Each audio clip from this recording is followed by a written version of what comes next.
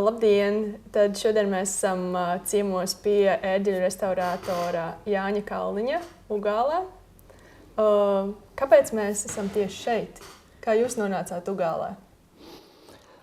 Arhibīskaps Kārlis Gailīts mani ordinēja par mācītāju un nosūtīja uz šejien kalpot. Kurā gadā? 1990. gadā. Nu, tā tam bija loģisks solis pārvākties uz Ugāli. Mēs ievācāmies šeit mācītāju muižā 91. gada 19. decembrī. Viegli atcerēties. Un kā jūs nonācāt līdz ērģeļu restaurācijai?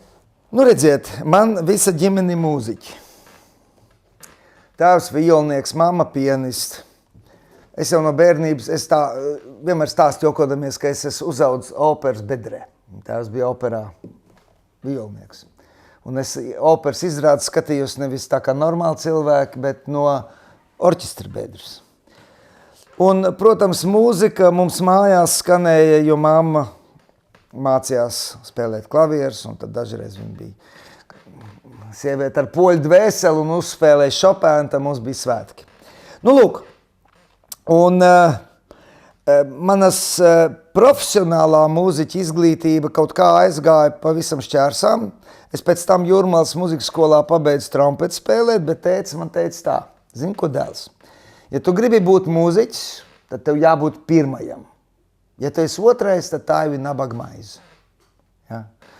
Un, nu, jā, tāds maksimalistisks uzstādījums, nu, tādiem žēl ir, vai par laimi. Un, nu, tā tas arī palika. Un tad, kad man bija 16 gadi, tad Padomju Savienībā bija tāda lieta kā pierakstīšanās kara komisariātā. Un pirmā komisija bija tad, kad puišiem bija 16 gadi. Un mēs tajā 16 gadu vecumā ar visiem saviem klases biedriem sēžam Jūrmalas kara komisariātā, un man pēkšņi tā. Un, zini, es gribu kļūt par ērģeļu būvētāju. Mans draugs Leons skatījās uz mani tā, labi, Kalniņ, oriģināli. Jā, bet, nu, kopš tā brīža, tad arī tā man dzīve tā bija absolūti mērķtiecīgi. Viss, ko es darīju, bija virzīts tieši uz to, lai sasniegtu šo mērķi.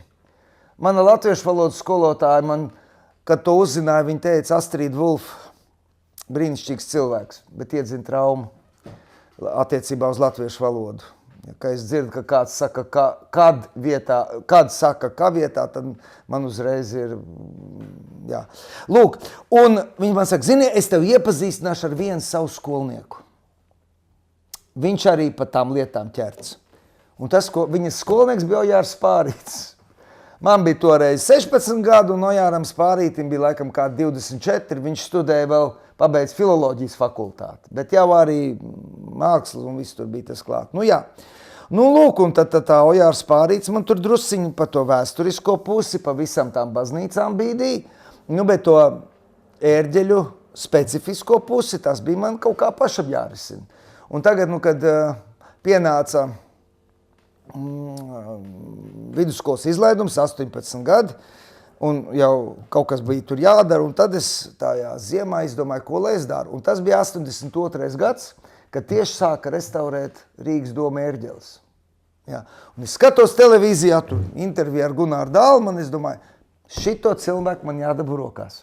Man bija paziņas mūzikas, toreiz konservatorijā, es zvanu savam paziņam, klausies, tu man varētu sadabūt Gunāru Dālmaņu telefonu numuru. Viņš saka, labi, pēc 2 dienām viņš man saka, re, kur ir. Bet toreiz, saprotiet, toreiz nebija mobilo telefonu. Es saprotu, šodien cilvēkam grūti to iedomāties. Tas bija dzīvokļa numurs, un tur bija jāpiezvan tād, kad viņš tur ir. Tajā brīdī viņam nebija telefons kabatā. Lūk, tad es viņam zvanu un saku, vai Gunārs Dālmans? Jā. Te jums zvan tāds, man sauc Jānis Kalniņš, es šogad beidzu vidusskolu, un es gribu kļūt par ērģeļu meistaru. Tieši tā, pirmajā teikumā. Viņš man saka, pēc tāda maza klusuma brīža, viņš man saka, jā, tas ir labi, bet ar to ir grūti nopelnīt maizīti. Būtu labi iemācīties arī skaņot klavierus. Tad ar to var pelnīt maizīti, un tad jau tās ērģeles var būt tāda blakus lieta. Es saku, labi, es esmu gatavs sākt mācīties, kad mēs to varam darīt. Viņš man saka, vai rīt variet atbraukt uz Rīgu, sarunājam laiku, kad mēs satiksimies Doma foajē, jo tie bija tie laiki, kad nevarēja te piezvanīt, es esmu klāt. Nē, tā nebija. Sarunājam konkrētu laiku, Doma foajē, mēs satikāmies. Viņš man teikt klavieru atslēgu, un viņš man apmēram 20 minūtēs izstāstīja klavieru skaņošanas teoriju. Tas bija kaut kāds fenomens. Viņš to izdarīja tik saprotami un tik vienkārši, bet tā kā ar matemātiku es biju ļoti labos draugos, tad man tev nebija problēma to saprast. Viņš saka, tagad te un trenējies. Jā, tieši tā tas arī notika, ja. Un tad jau, kā saka, tas viss aizgāja uz priekšu solīt pa solītim. Es iestājos Jelgavā Lauksaimniecības akadēmijā, kokapstrādes tehnoloģijas nodaļā, jo pirmkārt, kokapstrādes tehnoloģija, tā faktiski bija vienīgā kaut cik ar ērģeļbūvi saistītā lieta, kur varēja studēt. Otrkārt bija noteikti jāstudē augstskolā, jo 82. gadā, ja tu nestudēji augstskolā, tev paņēma armijā. Un Padomju Savienība tolaik karoja ar Afganistānu un uz turien sūtīja latviešu puišu, un tas man galīgi nebija vajadzīgs, jo, kā teikt, armija toreiz bija laba dzīves skola, bet labāk to iziet neklātienē. Un bija pārtiks programma, un no Lauksaimniecības akadēmijas neņēma armijā. Tas bija tas lielais jaukums. Ja.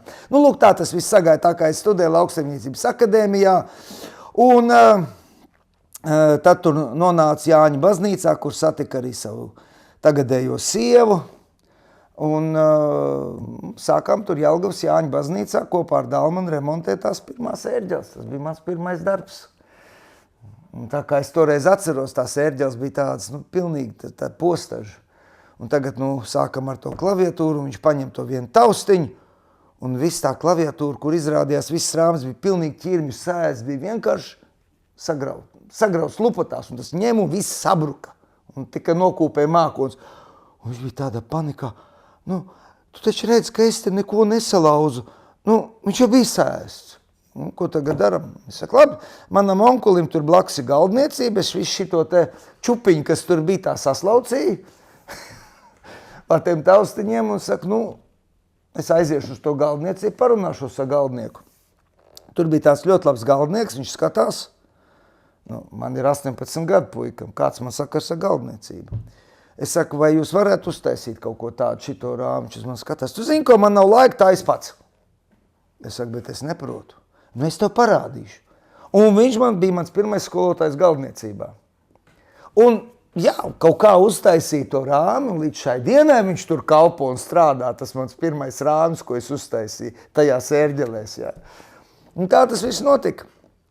Un tad otrs, pēc tam jau tālāk, jau es 83. gadā es uzzināju, ka Viļņā ir ērģeļbūves darbnīca. Un tur ir tāds Rimantas Gučes. Dalmaņi noskaidroja, uzzināja adresi. Toreiz jau nebija Googles, kur tu var tā aiziet un uzzināt adresi, vai ne? Un kur tas viss atrodas. Noskaidroju, vairs neatceros lāgu kā, adresi visu noskaidroju un rakstīju vēstuli, ka es gribētu tālāk mācīties. Un man taču Gučes pirms kādām 2 nedēļām atrads bija to vēstuli, un viņš ieskanētu atsūtīja man. Tu atceries, ko tu man rakstīji? Jā, skaistā rokrakstā, krievu valodā, protams, jā. Un tad mēs kaut kā sazinājāmies, un tā es braucu uz Viļņu. Kaut kā tā tas viss notika, jo saprotiet, Padomju Savienībā jau ērģeļmeistara profesija kā tāda, praktiski neeksistē, un kur mācīties nebija. Ja? Tas ir tikai tādā veidā. Nē, šodien ir skolas. Mums ir mūzikas instrumentu būvētājs skola Ludvigsburgā, kur māca ērģeļmeistars. Latvijā nav, bet ko tā Latvijā? Bet tagad bez problēmām paņem aizbrauc vai uz šito te Strasbūru pie Mulēzēm, bet tur ir franču valodā, kur ir ērģeļbūves skola. Ludvigsburgā ir ērģeļmeistars skola, Rumānijā ir viena skola, ja? Kāda problēma šodien mācīties? Jā, bet toreiz tā, bet faktiski tā, kā es tad mācījos tik tiešām šādā māceklības veidā, Plus tās bija grāmatas lasīt. Dālmanim bija Ērģeļbūves biblioteka, un es dabūju šo Tepfera Lehrbuch der Orgelbaukunst, Ērģeļbūves mācību grāmatu 5 sējumos. Es saku, skolā tikai mācos angļu valodu. Man no vācu valodas nekāda jēga nav. Ja. Neko, atradu grāmatu Deutsch für Fern- un Abendstudenten, vācu valoda neklātienes un vakars studentiem. Man tā grāmata vēl kaut kur iztapcīt ļoti laba grāmata. No tās es mācos gramatiku pašmācības ceļā. Muzikālam cilvēkam izruna jau nav problēma. Un lasu grāmatu, vārdiņus ar vārdnīcu rakstu ārā. Un tādā veidā iemācījos vācu valodu. Lasīdams Ērģeļbūves speciālo literatūru, jo cita ceļa jau nebija kā mācīties. Un faktiski pirmais tāds publiskais instruments, ko toreiz mēs uztaisījām. Pirmās Ērģeles, ja nemaldos, bija Dubultu baznīcā. 86. gadā varētu būt, ka izremontēja. Un tad bija Sātu baznīca. Jā, un tad bija viss, jo tad bija tāda... Tad bija kopā ar Dalmani? Jā, kopā ar Dalmanu, un tad bija Puzes baznīca. Jo redziet, tad bija vēl līdz 90. gadam pastāvēja tāda iestāde, ko sauc Dabas un pieminekļu aizsardzības biedrība. Jā. Un šī biedrība kaut kādā dīvainā kārtā, viņiem bija diezgan daudz naudas. Un Tukumā Sātu baznīcas to pirmo ērģeļu remontu, tad jau mēs kopā ar Alvi Melbārdi tur strādājām. To taču pilnībā nofinansēja Dabas un pieminekļu aizsardzības biedrības Tukuma nodaļa. Bet tā bija Padomju Savienība, tā bija oficiāla nauda. Ja? Kāda uzņēmēja darbība? Ko jūs? 87. gads laikam. Bet es strādāju Jelgavā sadzīves pakalpojumu kombinātā par klavierskaņotāju. Es eju pie direktora un saku, ziniet, mums vajadzētu, vai mēs varētu izremontēt ērģeles. Direktors man prasa, vai iedzīvotājiem ir ērģeles? Es sadzīves pakalpojumu kombināts strādāju uz iedzīvotājiem, un tur bija obligāti jābūt vismaz 30% bija jābūt pakalpojumu sniegšanu iedzīvotājiem, un 70% varēja būt tur visādām valsts iestādēm. Jā. Es saku, protams, ka harmonija iedzīvotājiem mājās ir. Harmonija bija daudziem, harmonija taču ir ērģeles. Saprotiet, ko viņš zina tur? Labi. Mēs ar Jelgavas sadzīves pakalpojumu kombinātu remontējām Sātu baznīcu ērģeles, ka viņi sāk spēlēt. Un nepietika vēl ar to, es vēl dabūju prēmiju par jauna pakalpojumu veidu ieviešanu. Bet, klausieties, tās visas anekdotas. Bet dzīves īstenība. Un tagad, lai izremontētu tās ērģeles, man vajag ko? Man vajag materiālu. Man vajag svinu, alvu, man vajag varas kārdu. Es tagad, direktors saka, ej pie sagādnieka. Aizēju pie sadzīves pakalpojumu sagādniekam, es saku, man vajag varas kārdu. Viņš uz mani skatās. Tu saproti, ka tas ir strateģiskais materiāls? Es saku, un? Man vajag. Tad brauc man līdz uz ministriju un pats arī tur cīnies par to. Aizējam uz sadzīves pakalpojumu ministriju. Tā bija turpat, kur tagad ir ministru padomu ēka, uz Brīvības iela. Kaut kur tajā mājā viņa arī atradās. Bija tāda sadzīves pakalpojumu lietu ministrija, un ministrs bija Jāzeps Tumovs Beķis. Tāds kadrs. Mēs tagad uz pieņemšanu tajā sagādes nodaļā sēžam, mierīgi gaida mūsu pieņemšanu, un tagad tas sagādnieks tā interesējās, kā tad tur ir un kas tur vajag. Es viņam tur visu tur tā stāstu, un varat iedomāties, ka varbūt tas nebija tajā visklusākajā veidā. Tas viss beidzās ar to, ka pēkšņi pienāk pie mums skaista meitene un saka, ministrs lūdz 2 gaiteņa galā sēdošos vīriešus ienākt pie viņa. Protams, sagādniekam... Viņi pieklīgi uz to gaiteni, tā ka ministrs nevarēja izturēt. Kājas sagādniekam palika augsts, jo, ziniet kā. Kas tam man? Mēs ejam iekšā pie ministra, ministrs mums ļoti pieklājīgi apsēdina, labdien. es dzirdēju, ka jūs tur par tām problēmām runājat. Es domāju, interesanti, es viņu neredzēju sev tūmā, kā viņš varēja dzirdēt, bet laikam man klusā balss jau toreiz bija tāda caururbijoša caur visām sienām. Un es viņam izstāstīju, ko mēs gribam darīt un ko mums vajag. Viņš saka, labi, tad nu jūs ejiet tagad uz sagādes daļu un pēc tam atnāciet man izstāstiet, kā jums gāja. Man taču arī savu darbinieki ir jāpārbauda, cik viņi ir atsaucīgi un elastīgi. Bet tas jau bija kaut kāds 87. gads, jā, saprotiet, jau sākās jau drusciņi tādi vēji un atmodas drusciņi vēsmas. Un tā, bet tad vēl man, jā. Bet saprotiet, man ir carte blanche rokās ar ministra svētību, es tagad teju. Un tas sagādas daļas priekštieks uz manu skatos, man vajag. Protams, ka mēs visi dabūjām, ko mums vajadzēja toreiz.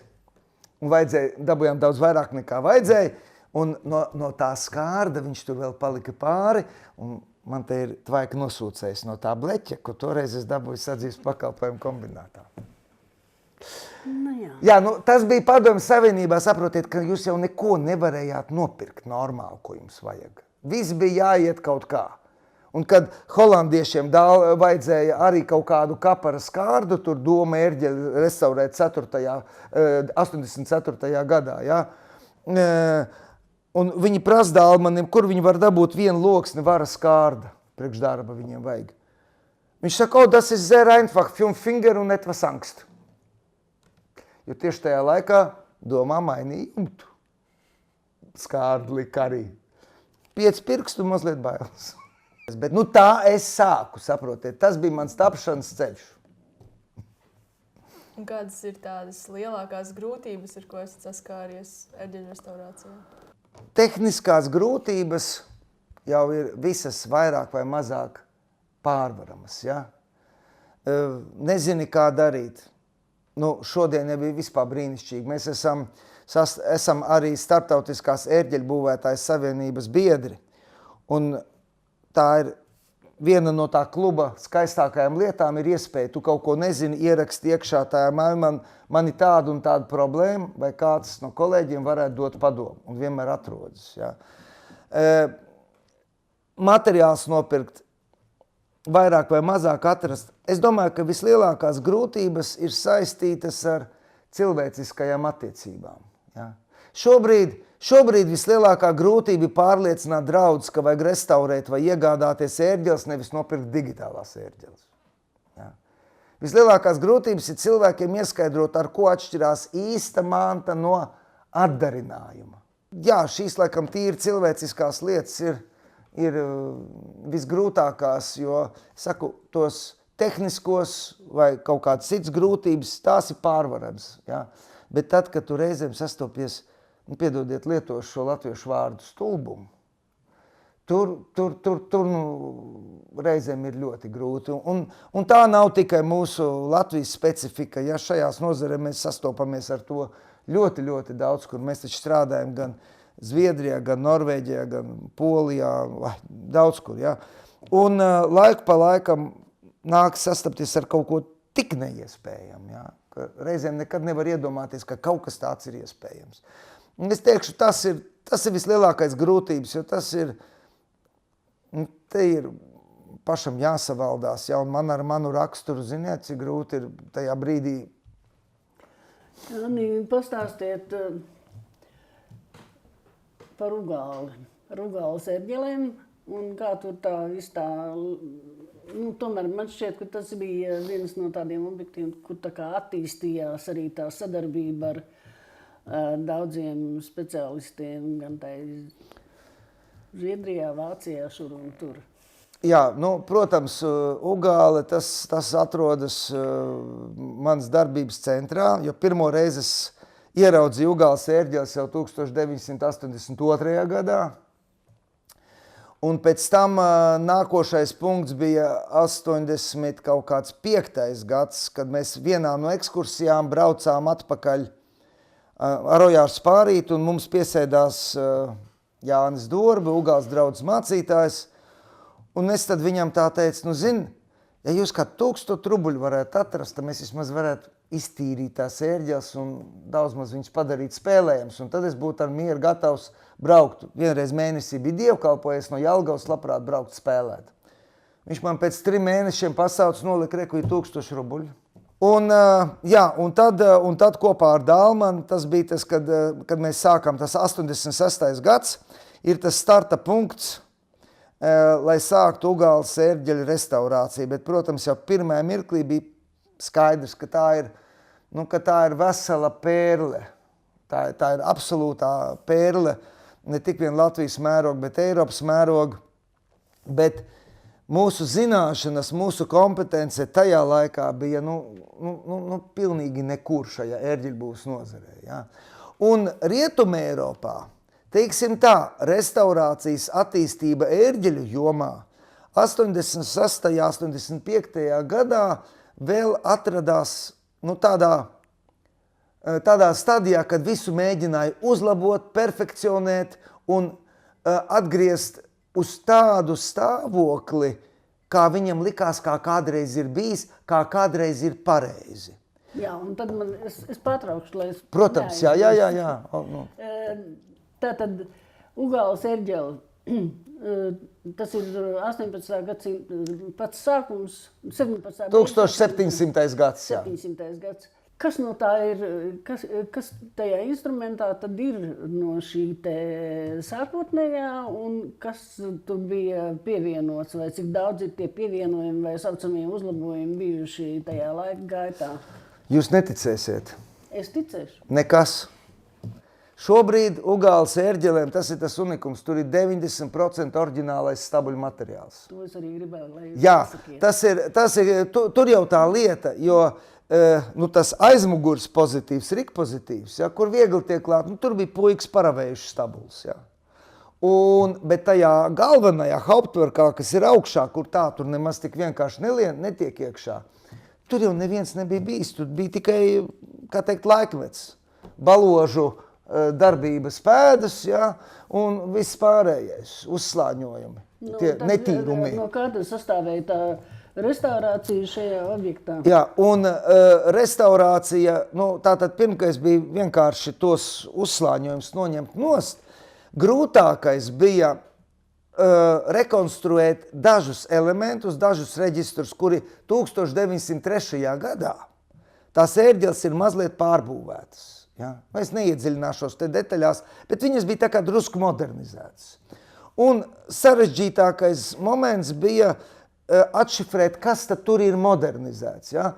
Bet tās modernizācijas bija darītas tik primitīvi, ka to nebija grūtību to atšifrēt, kā bija sākumā. Visas pēdas bija palikušas. Ja? Nekas nebija aizkrāsots vai pārtaisīts tā, ka nevarētu atšifrēt. Ja? Un to visu varēja atšifrēt. Ja? Un tāpēc ir tas brīnišķīgi faktiski redzēt, kādreiz naudas trūkums ir ļoti laba lieta. Ja? Jo 1851. gadā mēs atradām Hermaņa vēstījumu par remontu, kur viņš saka, ka uz zemes īpašnieku vēlēšanos ērģeles vajadzēja tikai remontēt, nevis pārbūvēt, kaut gan no mūsdienu viedokļa, tas ir 1851. viedokļa, viņas ir smieklīgas. Ja? Bērs pateica nē, un mums atliek tikai minēt, vai tā bija Bēra saprašana par instrumentu unikalitāti, ja vienkārši naudas taupīšana.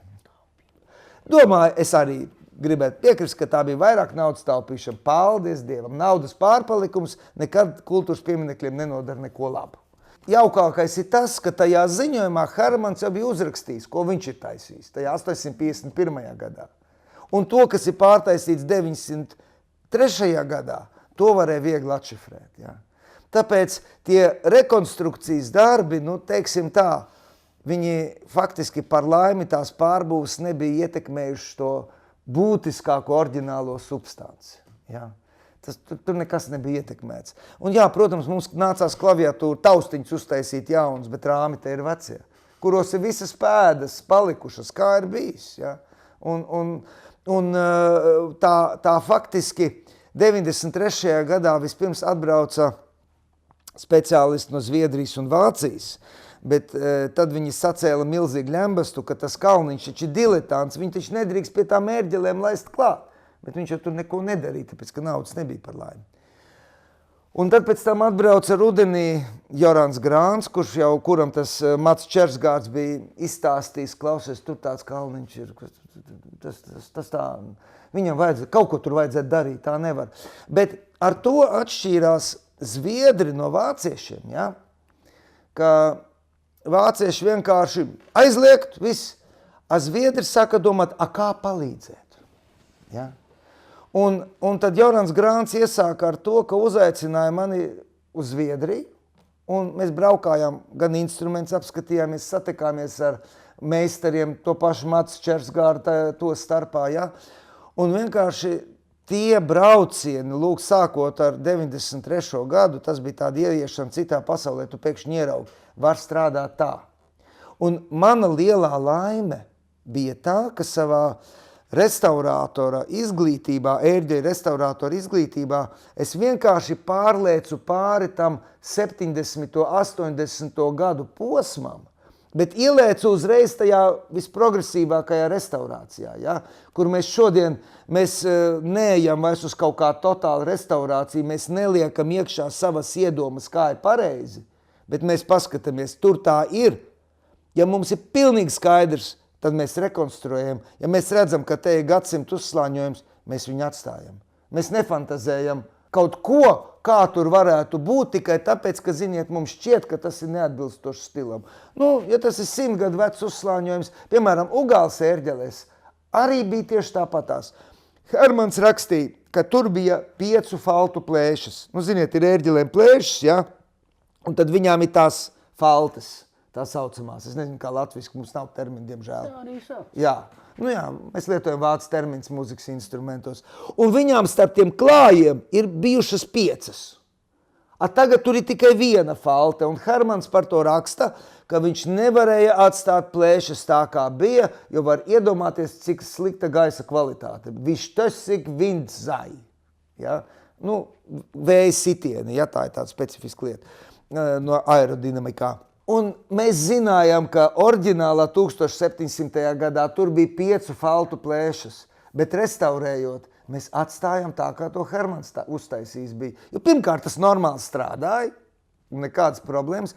Otrkārt, mums jau nebija zināšanas tieši kā viņš bija. Neviens paraugs nav palicis. Nu tad, ko mēs tur fantazēsim, ja? Un tas arī galu galā jau 150 gadi. 80. gados vācieši pilnīgi noteikti būtu uztaisījuši jaunas plēšas tā, kā ir pareizi. Ja? Bet mēs to vairs nedaram. Un tā bija man tā lielā laime ielikt tajā jo restaurācijā Zviedri Eiropā tik tiešām ērģeļa restaurācijā, viņi tomēr tajā domāšanā viņi gāja avangardā, tā teikt, priekšplānā. Viņi visātrāk mēģināja atrast šo vēsturisko, to korekto pieeju ar pietāta, respektīvi. Ja? Un man vienkārši laimējās, ka es uzreiz ielēcu tajā. Ja? Un tāpēc ļoti labi, ka mēs neko neizdarījām pie Ugāles ērģelēm ne 90. ne 91. gadā, bet man bija 10 gadi, kad nenotika pilnīgi nekas, kad varējām vienkārši mācīties, skatieties, krāt pieredzi. Un tad nāca 2005. gads ar Šlesera turisma miljonu, ja? Un mēs iesniedzām projektu, naudu, un tad arī 2005. gadā šīs Ugāles ērģeles restaurācija tika, teiksim, tā pabeigta. Ja? Un mūsu tā brīža uzstādījums bija tāds, mēs daram tikai to, kas ir absolūti nepieciešams. Neejam nekādās tur fantāzijās vai kaut kādos perfekcionismos vai vēl tā tālāk. Ja? Un man patiešām ir tāds milzīgs lepnums, kad šodien atbrauc Kristofs Boserts, atbrauc no Flentropa, atbrauc kolēģi, un viņi skatās, viņi saka, jā, šis instruments ir patiešām restaurēts, un te jūt, kāds viņš ir bijis, ka viņš nav, viņam nav uztaisīta tā perfektā restaurācija, ko Kristofs Boserts nosauc par kaputrestaurīrungu. Ja? Un, es negribētu teikt, ka tas bija tāpēc, ka mēs apzināti 2005. gadā to darījām. Ja? Mēs vienkārši naudas bija tik, cik bija, un darījām tikai to, kas ir absolūti nepieciešams. Nu, no šodienas viedokļa izrādās, ka mēs izdarījām visu absolūti pareizi. Ja? Un tāpēc es tā, ka 2005. gadā mūsu uzņēmumam piešķīra šo gada restaurācijas balvu, to marmoru ķieģeli, ja? Nu, es šodien domāju, laikam jau, ka bijām pelnījuši.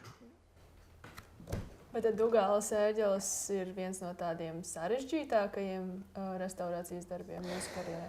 Ziniet, no restaurācijas tehniskās puses tur nebija nekā īpaši sarežģīta.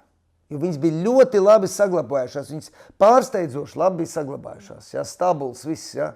Ja jūs man jautāsiet, kas bija mans tehniski vissarežģītākais darbs, tad es teikšu, ka tehniski vissarežģītākais darbs manā karjerā bija Ventspils Nikolai baznīcas ērģeļu restaurācija, kas, starp citu, arī tajā pašā 2005. gadā bija darīt. Ja? Tāpēc man bija iespēja salīdzināt. Jo tas instruments, ja Ugāles ērģeles no sākta gala ir uzbūvēts pēc visaugstākajiem kvalitātes standartiem, tad tās Ventspils Nikolai baznīcas ērģeles 1835. gadā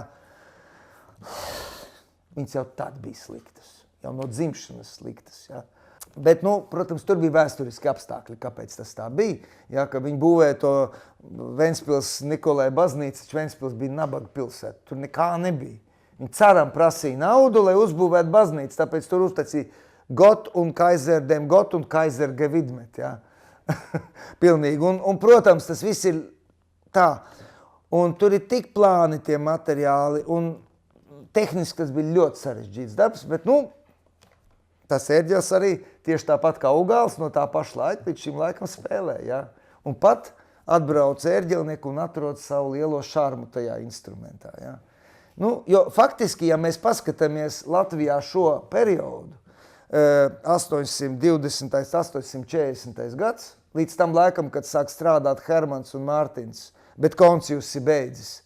Mums no tā laika ir Lūk Ventspils, ir Tirza, sveiki, es vairāk nezinu, nopietni. Tās, kas stāv šitajās te reformātos.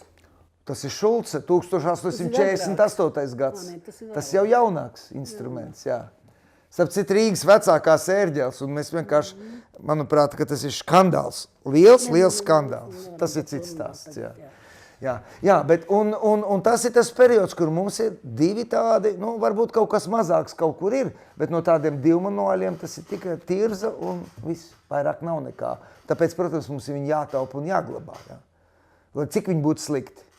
Bet kādi tad ir tie ērģeļu restaurācijas posmi? Ar ko sāk? Ar domāšanu.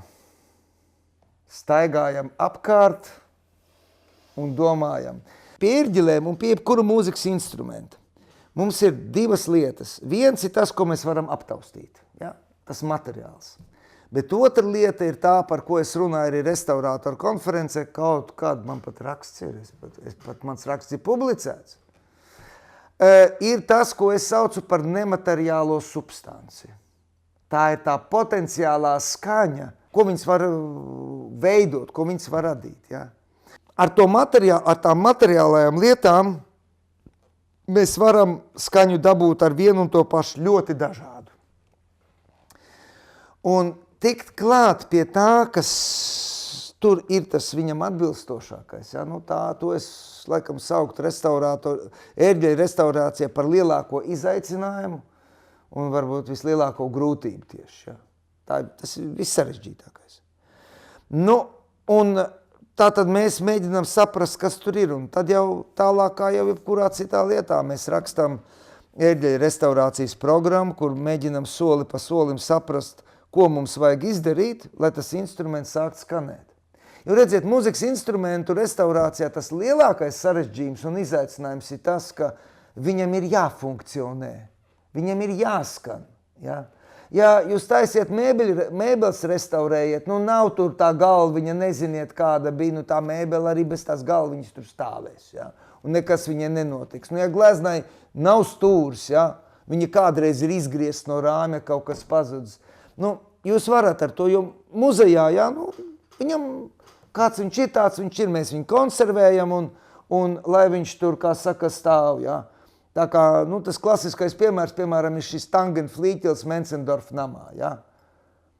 Vācieši šādu instrumentu restaurētu acis nepamirkšķinādami, bet restaurējot instrumentu, kas ir tādā stāvoklī, mēs neizbēgami ir lietas, kuras mums jānomaina. Mums jānomaina stīgas, mums jānomaina izdilušās visādas filči, asītas un viss pārējais, jo viņi vienkārši dilst ārā. Ja? Un, ja tur ir rezonatoram, viņam jāstrādā, mums jādomā, kā atjaunot, lai viņš sāktu strādāt. Bet ļoti daudzos gadījumos, darot šīs lietas, mēs diezgan neglābjami viņu pārveidojam. Mēs viņu vairs nevaram saglabāt.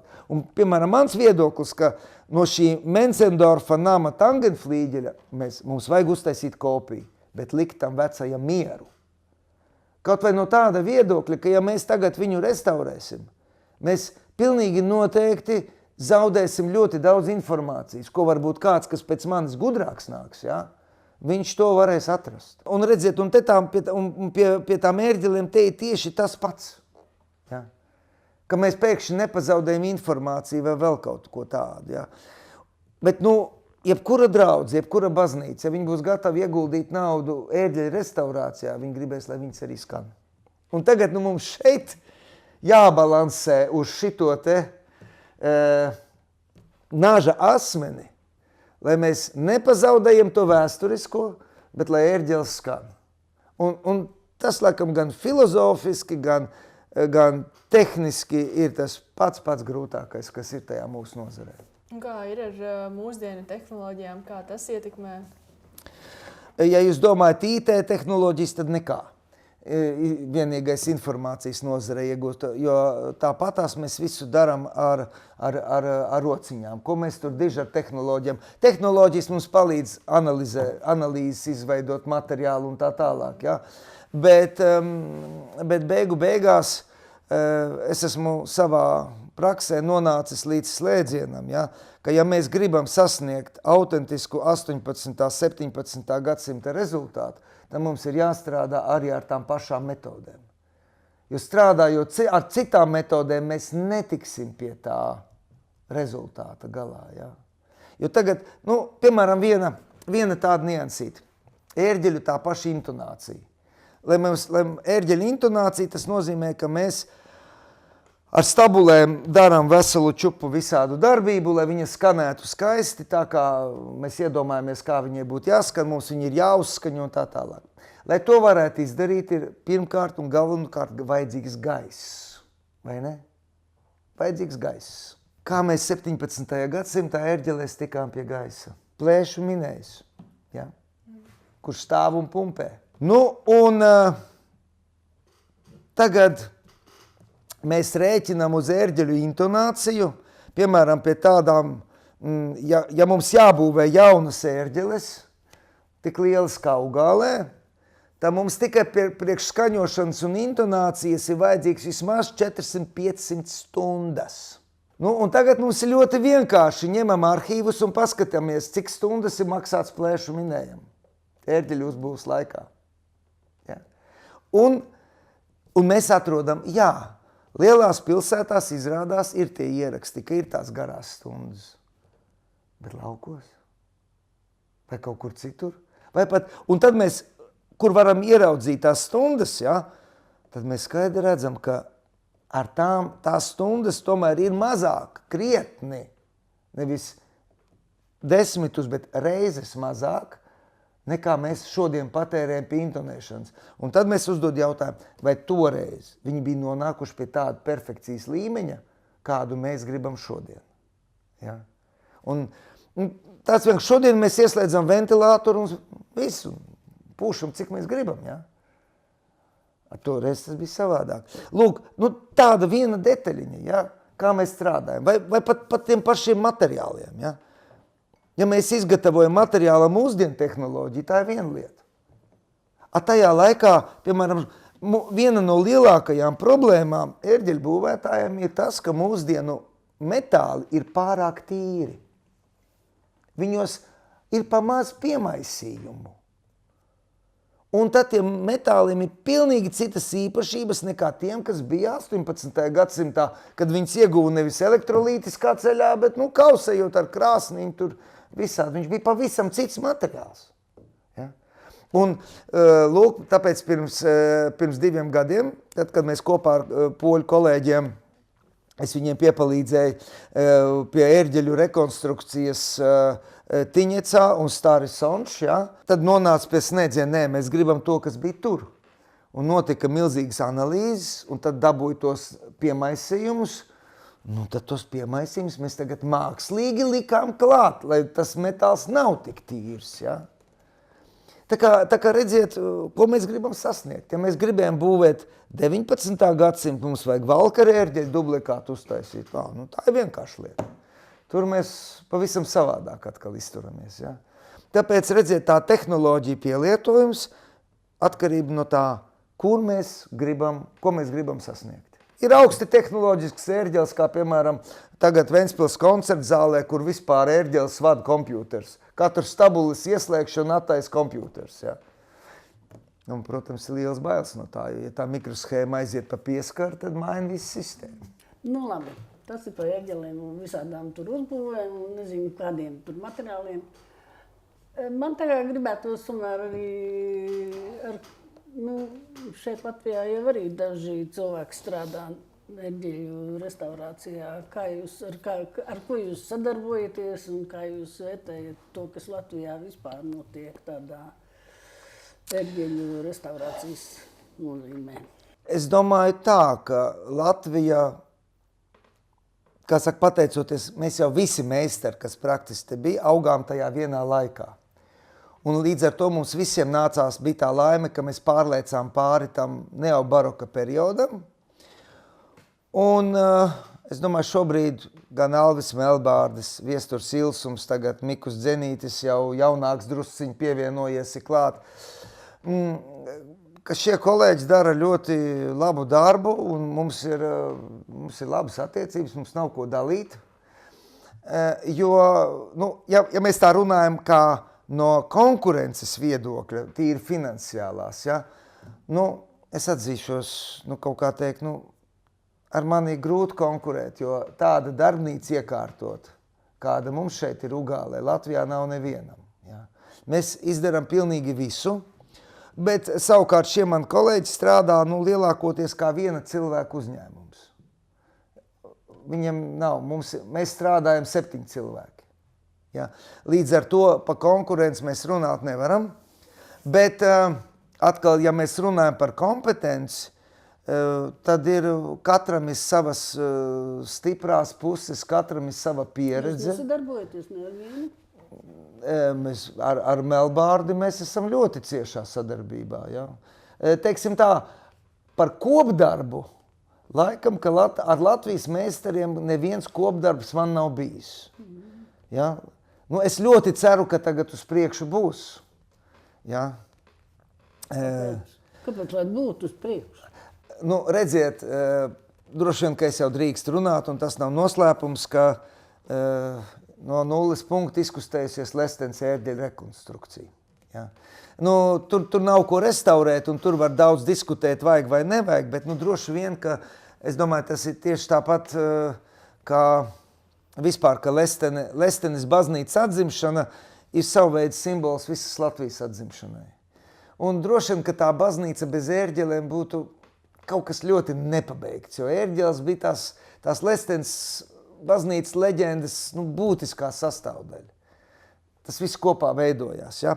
Un es ļoti ceru, un es jau to pašā sākumā pateicu, ka es uzskatu, ka tas ir jādara kā viss Latvijas tāds nacionālais projekts, un manuprāt, ka tas būtu brīnišķīgi, ja mēs Latvijā strādājošie ērģeļmeistari varētu atrast sadarbības veidu, lai ikvienam būtu iespēja pie šī instrumenta strādāt. Ja? Tās būs praktiski jauns ērģelis. Ja? Tas būs jauns instruments. Un, ja atrast iespēju, kur piedalīties, tas būvē to, tas dara to, un visi mēs kopā strādājam, tas būtu lieliski.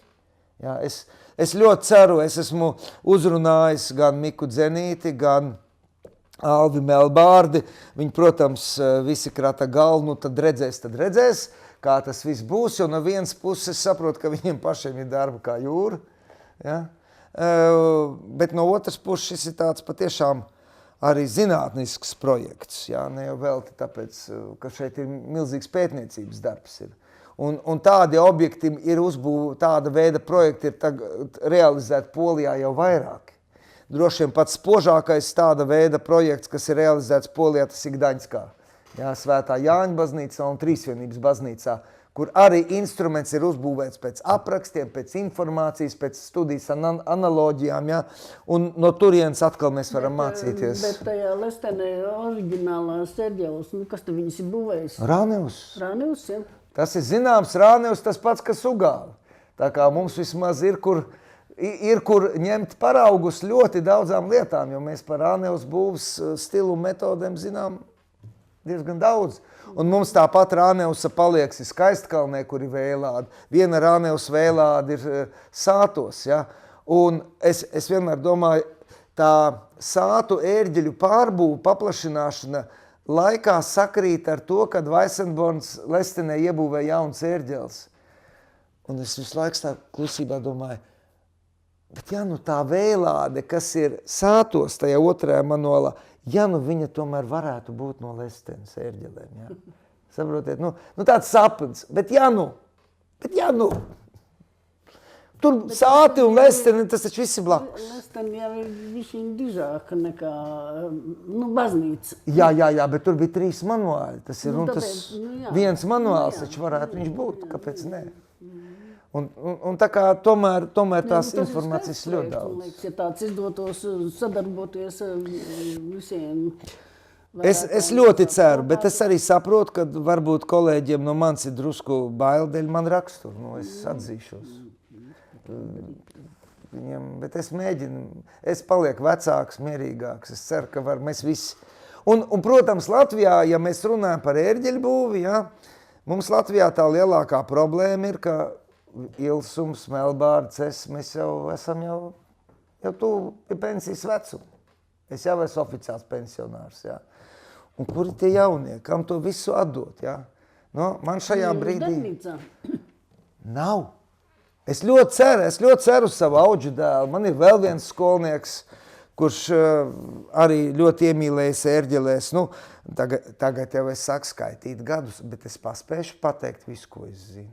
Bet tad nav tāda interese no restauratoriem? Nē, nevarētu teikt, ka nav interese no restauratoriem, bet redziet, kā jau saka, mūzikas instrumentu restaurācija un būve, tā laikam ir vissarežģītākā no restaurācijas nozarēm un viskompleksākā, jo šeit mums sastopās amatniecība pats par sevi. Šeit mums sastopās mūzikas zināšanas, jo, lai jāsaprot mūzika, kam tu būvē to ērģeli, kā skan. Te nav iedomājums bez labām matemātikas zināšanām, nekā. Un fizika arī vēl drusku vajag klāt, viļņu teoriju vajag zināt. Vajadzīgs tomēr arī vēstures zināšanas, vajadzīgs mākslas zināšanas. Un ļoti labi der, kad ir drusciņ kaut ko sajiedz no akustikas un līdz ar to arhitektūras. Ja? Jo ērģelis tiek plānots katrs savai telpai, un lai intonēt, mums vajag to akustiku zināt, un kā viņi tur veidos, un ko viņi tur dara. Un tas, ar ko šodien mums ērģeļu meistarim nākās visu laiku cīnīties, mums nākās cīnīties ar to, lai mūsu mīļajā Latvijā taču baznīcas sāk vēdināt. Un cik man nav bijis tā, ka es aizēju uz kādu baznīcu, sākam restaurēt, mitrums ir tāds, ka par kādu līmi, un pirmais, ko es daru, es meklēju ventilācijas caurums. Tas nav man jādara, tas jādara arhitektam. Bet man jāskraid pa baznīcu, es saku, redziet, te jums ir ventilācijas caurumi, te jums ir, un tur. Un visinteresantākais, protams, bija Stendes baznīcā. Stendes baznīcā ir ļoti viltīgi ierīkot ventilācijas sistēmu. Un tur ir tāda torņa sienās, tur ir tādas lūkas, un, protams, ka baznīcās viņi visi aizbāž ciet, un man pirmais jautājums, kuru siltumu jūs taupiet, to, ko jūsu miesas te ienes iekšā, jo apkursta nav. Un Stendes baznīcā, taču atcerieties, bija tā, ka tur bija mitrums tāds, ka tur uz sienām bija nevis pelējums, bet aļģes, viņas bija zaļas, noaugušas. Tur aļģes bija uz sienām, jā. Tik traki tas bija. Un Un tagad es sāku meklēt visus tos, bet nē, vēl nav vilkmes. Es skatos, kas tas pa caurumu. Izvelk lupotārā. Aiziet vējš, tāda vilkme uz kurieni. Kur viņš aizgāja, kur es saku skatieties. Ja? Un tas bija tik interesanti. Jūs neticēsiet, bet gada laikā taču to Steinas baznīcu dabūja diezgan normāli izžāvēt. Apvienojot, protams, ar visiem pamatu sanāciju un visiem tiem elementiem, bet tikai lūk, ar ko ērģeļu meistaram jāsastopās. Un šodienas jaunieši jau redziet, viņi jau ko, tagad jau teikts, ka viņš ar mieru sākt strādāt, vismaz pelnot 1,500 mēnesī. Sākt strādāt tad, kad viņš atnāk un vēl neprot neko. Un viņš nezina neko. Ja? Tikai par to, ka viņš atnāk. Bet laikam taču kāds maksā viņam to 1,5. Nē, ir tik daudz. Zināt, ka tā vajag būt. Un es saku, bet saprotu, ka tās ērģeles, diemžēl, nav pirmās nepieciešamības preces. Tas nav benzīns, tā nav dīzeļdegviela, un tie arī nav kartupeļi. Ja? Ja? Tā ir luksus prece. Un šajā nozarē var strādāt tikai tas, kurš tiešām šo darbu ļoti, ļoti mīl. Es tā kādreiz savās kāzās, Dalmans man spēlēja, un es viņam prasīju, saku, Gunār, es klavieres skaņoju tāpat, kā tu mani mācīji, bet, kad tu uzskaņo, viņas kaut kā skan labāk. Kaut kā. Viņš man saka, zini, iemīli tu savu darbu tā, kā es viņu mīlu, tev arī skanēs. Un tā ir tā atslēga. Un te mums visi tā darīšanas ar skaņu, ar kaut ko absolūti netveram. Mūzika taču visaugstākā no mākslām. Jo mūzika eksistē tikai to mirkli, kamēr viņa skan. Un viss. Nerunāsim par visiem tiem ierakstiem, ja? Bet arī ierakstos. Viņa eksistē to mirkli, kamēr viņa skan, un tajā vienā mirkli jūs viņu uztveriet. Ja? Uz gleznu jūs varat skatīties, viņa tur ir, viņa nekur neaizmuks, un jūs skatieties uz viņu, cik gribat. Bet skaņa ta aiziet. Izskan baznīcas vēlvēs, un visu viņas vairs nav. Un jums jāpaspēj lūk pa to brīdi, to visu uztvert, ja? Ko tā mūzika jums grib pateikt. Un es kā meistars esmu starpā starp šito te, starp komponistu, mūziķi un klausītāju mūziku kā tādu. Ja? Kā jums izdevās tomēr vispār noorganizēt šo te darbnīcu? Ziniet, es domāju, ka tas ir vienkārši Dieva prāts. Te ir bez Dieva palīdzības, tas nevarēja, tas racionāli nav izskaidrojums. Te nav racionāli pamatnam visam. Jo vienmēr ir bijis tā, ka man nākošais darbs nāca tad, kad iepriekšējais bija praktiski pabeigts. Un nauda nāca nākošais līgums tad, kad man vairs nav nemaz un nekā. 96. gadā tas bija ļoti zīmīgi. Mēs pabeidzām, ja nemaldos, Skrundas baznīcas ērģeļu restaurāciju, ko starp citu es līdz šim brīdim uzskatu par vienu no mūsu veiksmīgākajiem darbiem. Un tāds, kaut kā sirdī ļoti tuvs un pat tiešām veiksmīgi izdevās. Un tad, kad mēs beidzām to darīt, viss darba nav. Atnāk no rīta uz darbu, nav ko dot darīt. Es saku, puiši, man jums nav ko dot darīt. Mums jāiet meklēt cits darbs. Viņi tādi izmisuši, kur te mēs Ugālē citu darbu atradīsim, pie tām vēl mums patīk un mēs zinām kaut ko. Es saku, man ir priekšlikums, sākam būvēt mūsu pirmās ērģeles. Pozitīvu maziņu. Sākam būvēt pirmo pozitīvu, ja? Un izdosies pārdot, naudiņu sadalīsim godīgi. Rakstīsim savus stundas, un viņi zina, viņi apspriedās 10 minūtes, viņi saka, mēs paliekam, mēs ejam ar tevi. Viņi man ļoti uzticējās. Pēc 2 dienām man zvan Jānis Ehrenštrēts un saka, ziniet, mums vajag domu koru skolā pozitīvi. Es saku, ļoti jauki, mēs vakar sākām būvēt. Un tas pirmais pozitīvs ilgus gads bija domā, un kā es domāju, kur viņš šodien atrodas?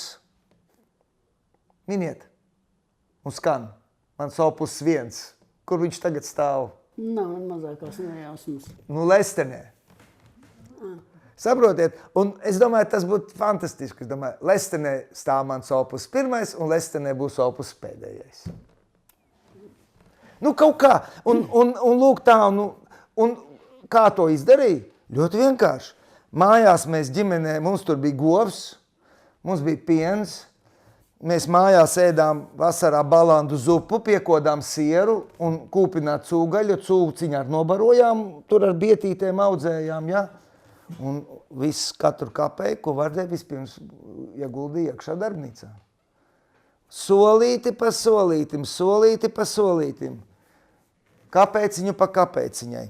Un tad notika viens milzīgais brīnums, kad Kurzemes bruņniecība, viņi teica, atbrauc pie mans barons Otto von Grothus. Viņš saka, ziniet, Herr Kalniņš, ir tāda lieta, ka mēs esam ieguldījuši naudu baznīcās, jumtos, bet mēs tagad gribētu ieguldīt kaut kādā vienā projektā, kurš pēc tam ģenerētu un nestu tālāk uz priekšu. Un mēs jautājām 2 personām, kas mums ir lielākās autoritātes Latvijā. Mēs jautājām Ojāram Spārītim un jautājām Jānim Vanagam, kur mēs varētu Latvijā ieguldīt, kas nestu vislielāko atbalstu Latvijas baznīcām. Viņš saka, un viņas abas personas neatkarīgi viens no otra nosauc jūsu darbnīcu. Viņš saka, mēs esam gatavi ieguldīt jūsu darbnīcā 30,000 Deutschmarks. Tā bija vājprātīga nauda. 84. pat. 94. 90. gados tas bija. Ja? Un saprotiet, un tad mēs par to naudu sapirkāmies visas tās iekārtas. Pirmās mums nebija nekā, nopirkām normālas kokapstrādes mašīnas, nopirkām to alvas virpu no Zviedra un tapojam. Tas bija viens tāds brīnums, ka pēkšņi no debesīm nokrit naudu. Un otrs tas, ka vienmēr tepat uz vietas atradās cilvēki, kuriem tas darbs patika un interesē, kuri tāpatās uz laukiem bija. Dzīvoja, viņam stāv govs mājās, ja? Un te mēs tā, kaut kā tā. Un, protams, tas moments, ka redziet, tas jau bija mans īpašums. Tātad man nav jāmaksā nomas maksas. Laukos zemes nodoklis, īpašuma nodokļi tomēr nav salīdzinām ar tiem, kas jāmaksā Rīgā. Ja? Ērģeļbūve tāda lieta, kas prasa ļoti lielas platības. Piemēram, Melbārdim darbnīcā un Kārlim Rubenim, ja kā tur visi piekrauts. Viņi tur tā, iet tā, sāni skilē caur to visu izdarot un tad izbrīvē mazu vietiņu. Man nav problēmas. Man ir 1200 kvadrātmetri darba platība, ja. Un visi šie apstākļi, tā kaut kā salikās kopā, ja, un kad arhibīskaps Gailīts 90. gadā man ordinē un sūtīja kalpot te uz Ugāli, un tad es gāju pie ciema padomas priekšsēdētāja Ilmāra Lakšu un saku, kur es varētu nopirkt šeit kādu īpašumu, jo sievai bija māja Jelgavā, mēs to pārdevām un bija gatavām te pirkt īpašumu šeit, kur es varētu darbnīcu ierīkot. Viņš tā uz mani skatās, mācītāja kungs, bet kāpēc jūs negribat uz mācītāju mūžiet? Es saku, vai te tāda ir, ko es zinu? 90. gadā, saprotiet, ko es zinu, kas te ir? Viņš saka, protams, un viņš man šeit atved, protams, ka es ieraudzīju visu šo vietu. Es sapratu, tas ir mums jau tad bija 5 bērni. Man jau nepietiek, ka kaut kā tāda maza būdiņa, ziniet, un 2 istabiņām. Kaut kā mums te sākumā bija 2 istabas tikai. Tas ir liels, un visi bērni gulēja 2 stāvos. Ja. Dats jau varbūt drusku vēl kaut ko atcerās no tiem trakajiem laikiem. Kaut ko jāatcerās. Jā. Un tā solīt pa solītim, ja. 2000. gadā atļāvos paņemt kārtīgi kredīti 100,000 latus, kad jau bija darbi, ja. Un tad banka atnāca novērtē, viņi saka, tas, ko jūs esat izdarījis pa tiem, man izmaksas, kvadrātmetri izmaksas uz darbnīcu bija kaut kāda 80 latus kvadrātmetri. Viņš saka, tas ir neiespējami. Kā var pa tādām izmaksām, bet ļoti daudz ko paši darījām. Tad nebija tik ļoti normēti tie likumi, ka tikai caur celtniecības kompāniju. Tad varējām daudz ko būvēt paši. Logs, durvis, kaut ko darām paši, lielajiem apjomiem celtniecības firma, ja? Apmetumu paši visu apmet. Tādā veidā knapinādamies, badodamies. Un pirms 5 gadiem es beidzot atļāvos pirmo reizi savā mūžā nopirkt jaunu mašīnu, nevis vecu lietotu. Arī uz līzingu, protams. Ja. Bet cik jauki tas vecais kredīts ir nomaksāts un viss un tā. Un arī, protams, blakus tas apstākļus, ka man nesaprotu iemeslu dēļ, SEB banka man Ventspilī nāca pretī ar ļoti izdevīgiem nosacījumiem. Ja? Un to gan kreditēšanu, gan vispār tādu finansu atbalstu. Un es savam darījumu vadītājiem vienreiz prasīju, saku, nu kāpēc jūs man tā nākat? Viņš saka, ziniet, finansiālajā rādītāji jums ir draņķīgi, no tādiem objektīviem viedokļiem. Bet, jūs kredītus visu laikā nomaksājat, un jūs vispār mums esat tāds ļoti īpašs klients. Ne jau visām bankām ir ērģeļu būvētāji kā klienti, un šitien Ventspils novadā arī kā mācītājs visu, un kaut kā es to savu skaļo rīkli te kaut kā tā visur ielīdu, kā arī sabiedriskajās aktivitātēs. Ja, tagad viens no maniem bērniem, kuru arī novads atbalstīja, tas Ventspils novada sakrālās mūzikas festivāls, ko es te rīkoju, tā. Un kaut kā viss šitas sasumējoties, beigās, uz to palīdzēja. Un, protams, arī ārzemnieku lielā interese, jo tikko no ārzemēm kāds ērģelnieks, ērģeļmeistars atbrauc, protams, viņš dzird par Ugālu, viņš uzreiz grib redzēt, aiz priekšā. Un tā mums izdevās dabūt diezgan daudz darba Zviedrijā, kas bija labi apmaksāti, kas nebija mazsvarīgi. Ja. Tā. Zviedrijā jaunbūves vai restaurācija? Jaunbūves un arī restaurācijas, jā. Jo šobrīd Zviedrijā ir ļoti interesanti. Uzbūvēt jaunu vai ķetskāt izgatām vecām krāmiem? Ziniet, ja tie vecie krāmi tādi kā Ugāli, tad... Bet tādi jau nav uz katru soļu. Jā, bet redziet, restaurācijas filozofija, ja, kad man prasa, ko tu tur dari, un kāpēc mums tur vajadzīgs viss tās vecās grabašas un tā tālāk. Es saku, ja mēs tā no baznīcas viedokļa un vispār skatāmies uz to visu, ka te ir būtiskākais ne jau tā pati vecā ķecka, bet te būtiskākais ir tas cilvēks, kas aiz tur stāv pirms 100 gadiem. Un mēs tuvojamies klāt nevis tai lietai pašai pa sevi, bet priekš manis tas ir tas cilvēks, kas aiz tā stāvēja. Mēs tagad sakam, strunts, ko viņš tur uztaisīja, bet paga. Tas cilvēks, kas pirms 150, 200 gadiem to darīja, viņš to darīja kaut kā tur ielika savu mīlestību, savu prasmi, savu filozofiju, visu savu iekšā. Ja? No tāda viedokļa mazliet pieejam klāt. Ja?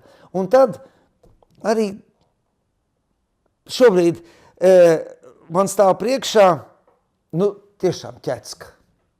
Lībiešu ērģelis, ko ir uzbūvējis Lībiešu krastā Jānim Ehrenštreitam vectēvs, tāds Švanenbergs.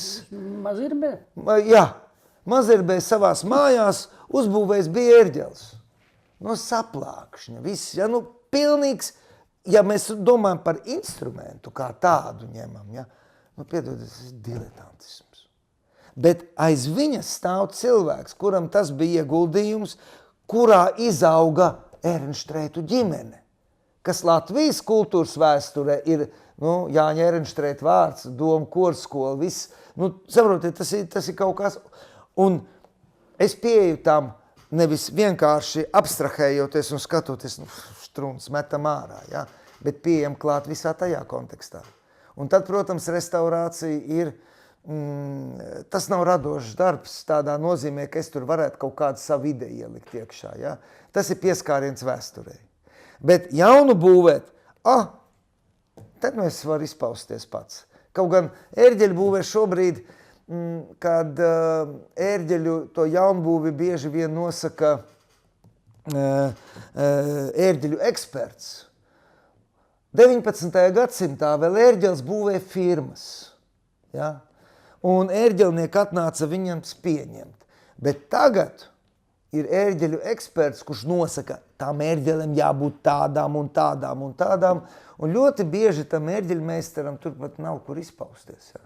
Tāpēc es esmu ļoti priecīgs, ka pie Lestenes ērģeļu restaurācijas mums piekrit strādāt Jorans Grāns, jo viņš ir tā tipa eksperts, kurš perfekti saprot, kur ir ērģeļmeistara kompetence un kur ir eksperta kompetence. Ja? Un šīs divas lietas nodalīt. Ja?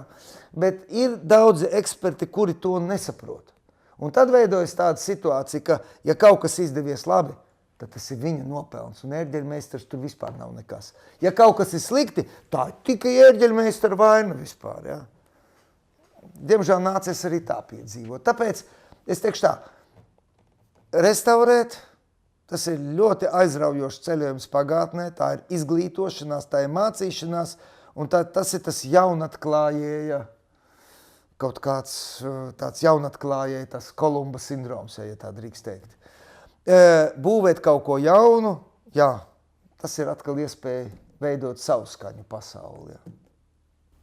Ar kādām valstīm jūs vēl sadarbojaties bez Zviedrijas? Mani instrumenti skan Lietuvā, Somijā, Norvēģijā, Zviedrijā pieminēja, Polijā, Itālijā, Francijā. Gandrīz pa visu Eiropu. No 41 mūsu uzbūvētām ērģelēm Latvijā ir 1, 2, 3, 4, 5, 6. 6 ir Latvijā. Nu, jā. 42 uzbūvēti, ja? Jā. Jūs esat atrestaurējuši? Vai, Kurzemē jau gandrīz katrā miestā. Grūti pateikt, kur mēs te neesam bijuši. Daudz kur, jā. Tā. Es domāju, vismaz tikpat ir restaurēti. Un es vienmēr tāpēc es arī saku, mans uzņēmums saucās nevis Jāņa Kalniņa ērģeļbūves darbnīca, bet saucas Ugāles ērģeļbūves darbnīca, jā. Jo es noteikti gribu uzsvērt, ka tas tomēr ir komandas darbs. Ja. Bez tiem galdniekiem, kas te strādā, metālistiem, tehniķiem, ja, tas jau nebūtu iespējams. Tas nebūtu iespējams. Jo viņi katrs ir savā nozarē speciālisti, un tas ir pilnīgi noteikti, tas ir komandas darbs. Tāpēc es tā dažreiz gribu bīdīt viņus sev pa priekšu. 3 jau strādā vairāk kā 20 gadi. Ir viens puisis ir šogad pievienojies, jā, mūsu kolēģim, un mans audžu dēls, tas te tā cirkulē visu laiku, te uz priekšu, te atpakaļ. Tā kā principā nav tā, ka atnāk 2 mēneši pastrādā un tad aiziet. Protams, ir arī tādi, ja, kuri sāk tad ar to metāla ēvelēšanu. Tas man tāds pārbaudas darbs. Nepatīk. Jo ir ļoti bieži, ja, tāds 15, 16, 17 gadīgi puiši vasarā meklē, kur var piestrādāt. Ja. Jā, lūdzu, uz priekšu. Labi, tad varbūt noslēgumā ir kāds vēlējums, ieteikums, ko jūs varētu teikt jaunajiem restauratoriem, kuri vēlētos darboties šajā jomā. Es varu teikt tikai to pašu, ko man teica mans skolotājs Dālmans. Iemīli savu darbu, un tad viss izdosies. Tu vari darīt jebko, kas tev patīk un ko tu mīli. Bet ja kāds darbs tev nepatīk, neceri, ka tur būs laba rezultāta. Lielas paldies par interesanto sarunu. Ņemiet pa labu.